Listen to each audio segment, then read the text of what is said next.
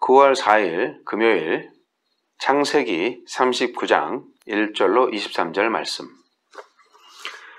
요셉이 이끌려 애굽에 내려가매 바로의 신하 친위대장 애굽사람 보디발이 그를 그리로 데려간 이스마엘 사람의 손에서 요셉을 산이라.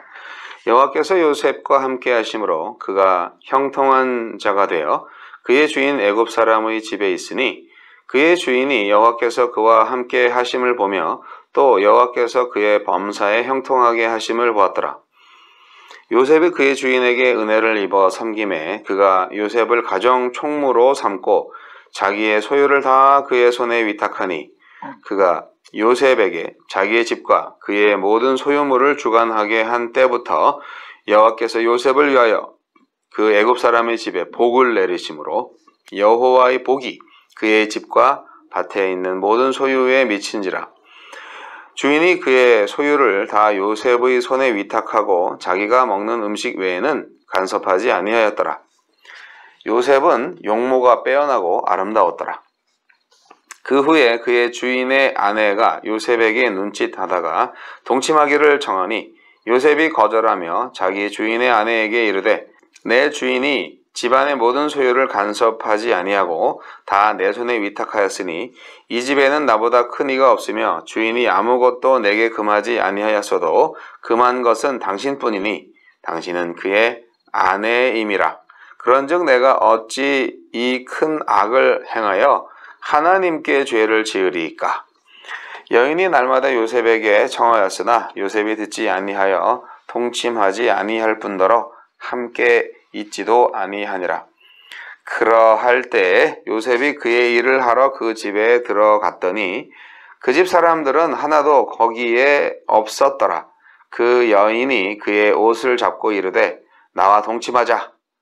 그러나 요셉이 자기의 옷을 그 여인의 손에 버려두고 밖으로 나가매 그 여인이 요셉이 그의 옷을 자기 손에 버려두고 도망하여 나감을 보고 그 여인의 집 사람들을 불러서 그들에게 이르되 보라, 주인이 히브리 사람을 우리에게 데려다가 우리를 희롱하게 하는도다. 그가 나와 동침하고자 내게로 들어오므로 내가 크게 소리 질렀더니 그가 나의 소리 질러 부름을 듣고 그의 옷을 내게 버려두고 도망하여 나갔느니라 하고 그의 옷을 곁에 두고 자기 주인이 집으로 돌아오기를 기다려 이 말로 그에게 말하여 이르되 당신이 우리에게 데려온 히브리 종이 나를 희롱하려고 내게로 들어왔으므로 내가 소리질러 불렀더니 그가 그의 옷을 내게 버려두고 밖으로 도망하여 나갔나이다. 그의 주인이 자기 아내가 자기에게 이르기를 당신의 종이 내게 이같이 행하였다 하는 말을 듣고 심히 노한지라. 이에 요셉의 주인이 그를 잡아 옥에 가두니 그 옥은 왕의 제수를 가두는 곳이었더라. 요셉이 옥에 갇혔으나 여호와께서 요셉과 함께 하시고 그에게 인자를 더하사 간수장에게 은혜를 받게 하시매 간수장이 옥중 죄수를 다 요셉의 손에 맡기므로 그 재반 사물을 요셉이 처리하고 간수장은 그의 손에 맡긴 것을 무엇이든지 살펴보지 아니하였으니 이는 여호와께서 요셉과 함께 하심이라. 여호와께서 그를 범사에 형통하게 하셨더라. 아멘. 범사에 형통한 요셉. 하나님은 요셉이 애굽으로 내려가 보디발의 가정 총무로 있을 때에도 억울한 누명을 쓰고 옥에 갇힐 때에도 그와 함께 하시며 그의 길을 형통하게 하십니다. 네, 하나님은 어떤 분이십니까? 인생의 가장 절망적인 순간에도 우리와 함께 하시는 분입니다. 머나먼 타향으로 팔려와 누명을 쓰고 옥에 갇힌 것은 더 이상 내려갈 곳이 없는 밑바닥 인생이 된 것과 마찬가지입니다. 그러나 하나님은 그 상황에서도 요셉과 함께 하시고 그의 삶을 형통하게 하십니다. 노예로 팔려왔지만 그는 친위대장 보디발의 눈에 들고 지금 억울한 누명으로 옥에 갇혔을 때도 간수장에게 신임을 얻어 모든 사물을 처리합니다. 이처럼 말씀의 시선은 굴곡 없는 평탄한 삶이 아니라 고난으로 얼룩진 인생이어도 하나님이 함께 하시면 그것이 형통이라고 이야기합니다. 하나님은 고난 중에 하나님의 인도를 바라는 자들과 동행하시고 범사에 그들을 형통케 하십니다. 하나님은 어떤 분이십니까? 요셉을 위해 애굽 사람의 집에 복을 내리십니다. 훗날 그의 아버지와 형제만 아니라 모든 애굽 사람과 열방도 그를 통해 생명을 보존케 하십니다. 이처럼 요셉은 세상을 구원하러 오실 메시아의 모형입니다. 하나님은 이제 그리스도의 길을 따르는 우리를 세상에 복을 중개하는 제사장으로 세우십니다. 지금 나는 누구를 위한 복의 통로가 되고 있습니까? 우리에게 주시는 교훈은 무엇입니까?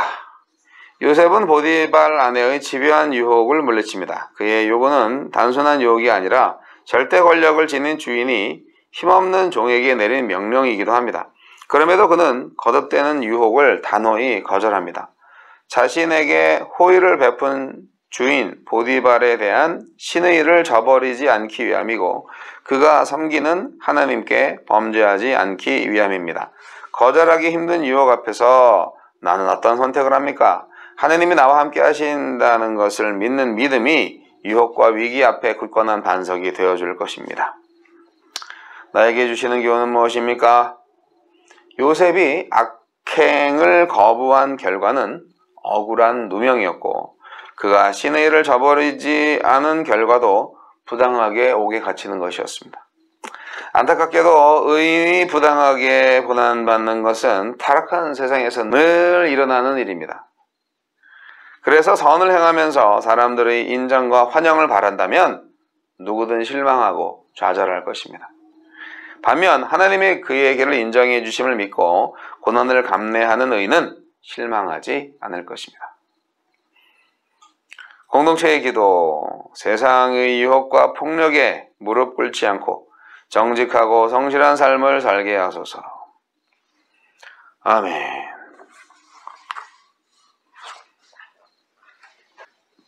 형들의 미움을 사서 애굽으로 팔린 후에 하루아침에 노예의 신세로 전락한 요셉.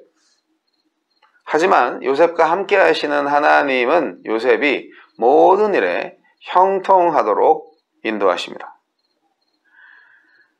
대부분의 경우에요, 상황이 바뀌고 정말 힘들어졌을 때 많은 사람들이 쉽게 좌절합니다. 불평불만이 폭발하고 내가 무슨 죄를 졌길래 이런 곤란한 지경에 빠졌는가 하는 그런 말을 하죠. 시간이 흐르면 흐를수록 인생은 나아져야 한다라는 막연한 기대를 사람들이 갖고 있는 것 같아요. 근데 요셉은 어떤 상황이냐면 노예로 팔렸잖아요. 순간 기득권을 잃어버린 가장 사랑받는 자의 자리에서 가장 천대받는 자리로 전락하고 말았죠. 하지만 가장 비참한 노예 신세임에도 불구하고 하나님이 함께 하셔서 요셉은 형통합니다. 아니, 어디서 굴러온 자인지도 모르는데 주인이 신뢰를 합니다. 그래서 집안의 모든 거를 다 맡겨요. 가정 총무를 맡겨요. 근데 그 가정은 보디발이라는 나름 높은 사람이었죠. 애굽의 궁전에서. 그러니까 어떻게 보면 귀족 집의 가정 총무가 되었다. 이게 총리 대신 되기 위한 연습이었던 것 같아요. 중요한 것은 요셉이 형통하게 된 이유가 있어요. 요셉은 왜 이렇게 형통했나? 왜? 현대인들은 하나님과 함께하는 기쁨을 많이 잊고 삽니다. 현대인들이 즐겁게 생각하는 것은 무엇일까요? 감각적이고 즉흥적인 유희로서의 기쁨만을 추구하는 경향이 많습니다. 그게 진정한 행복인 것처럼 오해하고 있죠. 오늘 참 잘 놀았다. 하지만 그게 끝나면 허무하지 않나요? 물질적인 부와 권세만이 행복을 가져다 줄 수 있다고 착각하는 현대인들에게 요셉은 하나님과 함께 하심이 형통하는 복이 되는 것이고 하나님 자체가 복이 된다는 것, 행복이 된다는 것을 몸소 보여주신 분입니다. 물질주의적 가치관에 물든 인간은 요셉에게 임한 축복을 뭐라고 할까요? 아유, 진짜 운이 좋았어. 그렇게 얘기하겠죠. 아유, 행운이 아주 따라다니네. 자, 그런 사람들은 요셉의 이면 세계를 보지 못하죠. 요셉은 굉장히 믿음이 좋은 사람이었습니다. 그리고 성실한 사람이었죠. 그래서 어떻게 보면은 진정한 믿음의 소유자였다라고 생각을 합니다. 믿음은요, 투자가 아니에요. 요즘 돈 놓고 돈 먹는 사람들 많아졌잖아요. 어떻게 하면 일하지 않고 돈을 벌 수 있을까 많이 생각을 하잖아요. 근데요, 뭐 투자라고 볼 수도 있긴 하지만 좀 투자랑은 개념이 달라요. 믿음이라는 것이. 즉, 내세 받을 복을 위해서 믿음을 거는 것과 같은 도박이나 유희가 결코 아니라는 것, 우리가 명심해야 됩니다. 그럼 믿음은 뭐냐? 믿음은 노동이다 라는 생각을 하실 필요가 있습니다. 손과 발로 열심히 실천하고 성실하게 땀 흘리는 신성한 노동이다. 믿음은 노동이다. 이런 말 들어보신 적 있으세요? 여러분, 하느님을 믿는 행위는요, 그냥 마음으로 믿는다 이렇게 정하는 것만이 믿음이 아닙니다.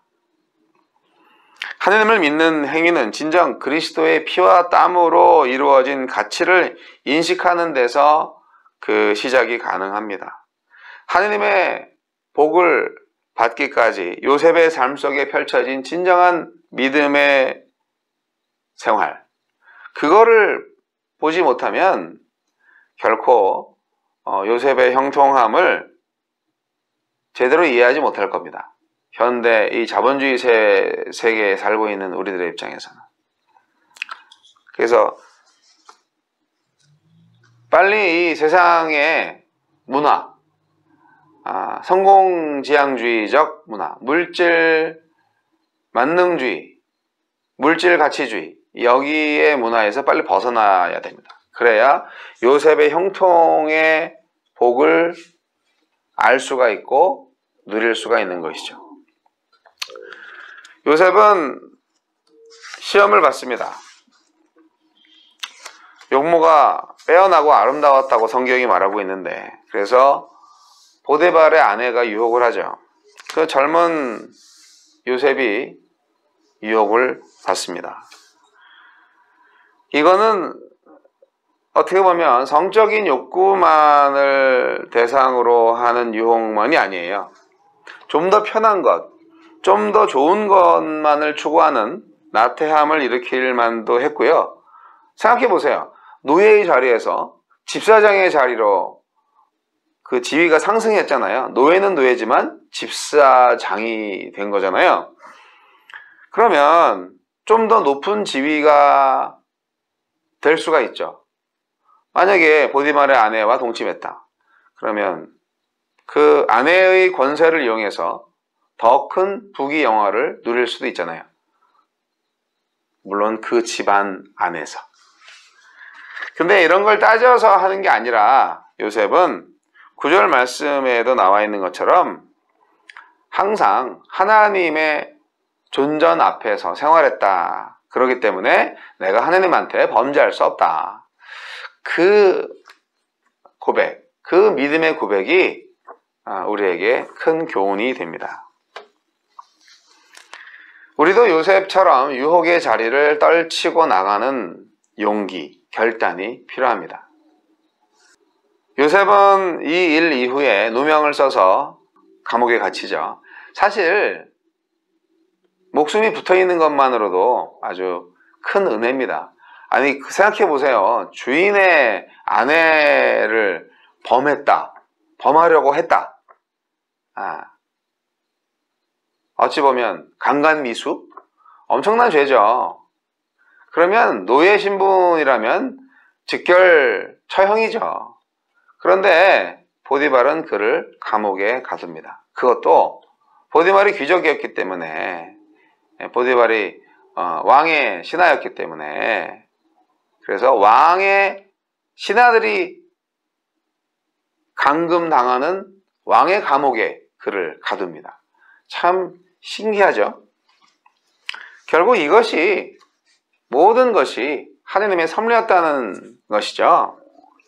요셉이 보디발 아내의 모함으로 인해서 이제 종의 신분에서 이제는 죄수의 신분으로 더 나락에 빠졌는데, 감옥에서도 어떻게 돼요? 간수장의 신임을 받아서 감옥의 행정을 맡아서 일을 하게 됐어요. 어디 가나 환영이네. 어디 가나 형통이에요. 야, 정말 요셉 같은 사람이 없죠. 우리 교회에 요셉 같은 분이 없습니다. 네, 요셉은 참 믿음이 좋은 사람이에요. 하느님께서 요셉을 어떻게 보면은 시험하고 있다라고 생각할 수도 있어요. 계속 테스트 하면서 요셉의 믿음이 이제 하느님으로부터 더 인정받고 있는 것이 아닌가, 그런 생각도 듭니다. 여튼 오늘 말씀 가운데에서 형통의 복을 누리는 요셉을 바라보라, 저는 그렇게 메시지를 전달해 드리고 싶습니다. 요셉은 누구냐? 하나님이 함께하는 분이다. 요셉은 누구냐? 하나님 앞에서 의로운 사람이다. 그리고 하나님의 은혜로 살아가는 사람이다. 우리도 그래야 되지 않겠습니까? 노예든 죄수든 하나님이 요셉과 함께 하시니까 형통의 삶이 이어집니다. 왕의 시위대장의 아내를 범하려 했다는 혐의를 받고도 요셉은 죽지 않고 살아남았다는 이 은혜, 보디발이 그의 아내보다는 요셉의 말을 더 믿었다는 것을 보여주는 거예요. 사실은 왕실 감옥의 사무를 책임지게 되고 왕궁의 사정을 또 익힐 수 있는 기회를 잡은 요셉, 이거를 전체적으로 보면 점점 하느님의 계획이 착착착착 진행되고 있는 것 같지 않습니까? 요셉은 참 신령한 사람입니다. 이 성경을 아무리 찾아봐도요, 뭐 분통 터졌다, 화가 났다, 슬퍼했다, 이런 표현이 별로 없어요. 요셉은 항상 기쁨의 사람이었구나 생각이 듭니다. 하간 주어진 환경에서 최선을 다하고 하느님을 신뢰했던 요셉인 거죠. 요셉은 형들이라는 감옥에서도, 보디발의 아내라는 감옥에서도, 실제 감옥에서도 변함없이 신실한 사람이었습니다. 이 모든 상황을 주관하시는 진정한 주권자 하나님에 대한 신앙이 없었다면 감히 생각할 수도 없는 일이었겠죠. 하나님이 함께하는 사람, 요셉과 같은 인생을 오늘 새롭게 시작해 보시기 바랍니다. 요셉과 같은 인생을 살고 있는 분은 계속 그 삶을 유지하시기 바랍니다. 오늘도 주의 이름으로 승리하시기 바랍니다.